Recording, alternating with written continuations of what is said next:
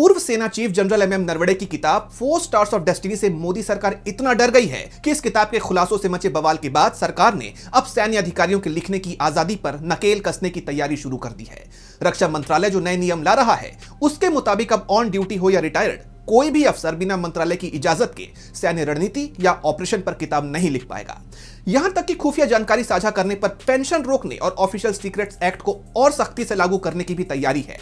सरकार की यह छटपटाहट जनरल एमएम नरवणे की किताब 4 स्टार्स ऑफ डेस्टिनी के उस हिस्से से शुरू हुई है जिसमें उन्होंने साल 2020 की लद्दाख झड़प का जिक्र किया है। नरवणे के मुताबिक जब चीनी सेना सामने थी तो सरकार ने जिम्मेदारी लेते हुए फैसला करने के बजाय कह दिया था कि जो उचित लगे वो करो।